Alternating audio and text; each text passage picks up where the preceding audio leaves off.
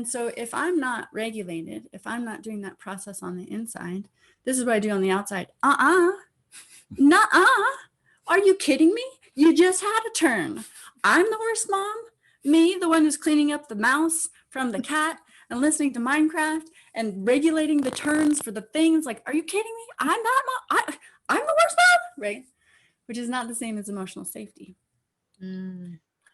So I'm regulating myself on the inside. And then on the outside, I'm letting the story be. The story is just a vehicle for the feelings to come out, because so far in our culture, we haven't trained ourselves to just say, oh, I'm frustrated. Oh, I'm overwhelmed. Oh, I'm sad.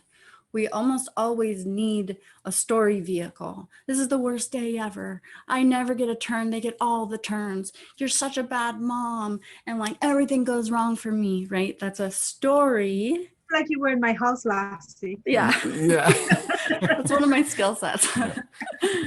So I have to be regulated so that I don't bite.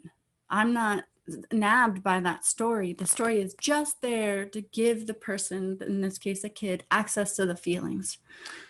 So what I do is I hear the story. I'm like, oh, that story, whoa, that's so unfair. There's so much injustice in it. I feel pretty irritated by it on the inside.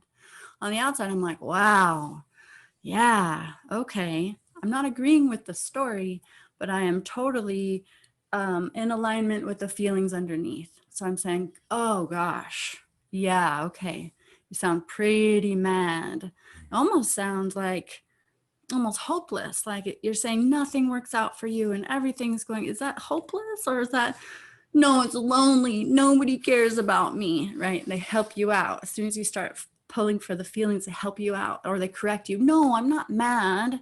I'm sad. It's just, this day is terrible. And you go, oh, tell me more, right? Because you as a parent, you want all that emotion out. You don't want it in the body, because what happens is that the body goes, emergency, back to survival brain. And you don't want to interact with a survival brain kid for any seconds longer than you have to. So you're like, tell me more. And they do. They tell you more. When it's safe and the parent's available and regulated, oh, they tell you. They tell you more and more and more. And you nod and you listen and you're curious and you don't argue the facts because they don't matter. And you start to see cues of the neurochemistry changing. So like, I'm sad, right? Like the limpy coming into your body. Great. Now you can offer touch.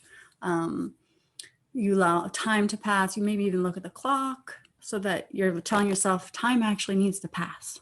So watch that clock tick, right? While you're touching, while you're going, shoot, rubbing the back.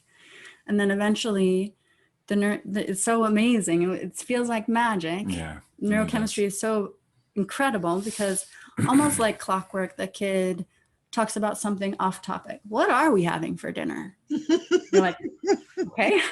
Or it's so funny that, and they tell a joke, right? And that's when you can tell the executive brain is coming back online. You know what I love? Sorry, Nathan, you go ahead. Go ahead.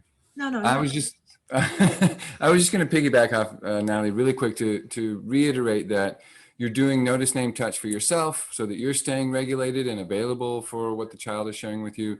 And you're supporting them to do notice, name, touch too. So even though they will tell more and more story, you want to make sure that you help them zero in on 2 or 3 of the feelings that are involved and name those as well. And I would also add that it's very, very common for us to really disagree with the story, because like Natalie was saying, it's dramatic, it's huge, it's exaggerated, the facts are kind of skewed. And so we want to be like, no, that didn't happen. As much as we can sort of reserve that for a later discussion, circle back and maybe get clearer about what the details are. In the moment, just allow that big, dramatic, exaggerated story. You don't have to agree with the story to be able to empathize with the feelings. And then making sure that you get some touch involved as soon as they will allow it, because that also helps shift their neurochemistry toward a more regulated state.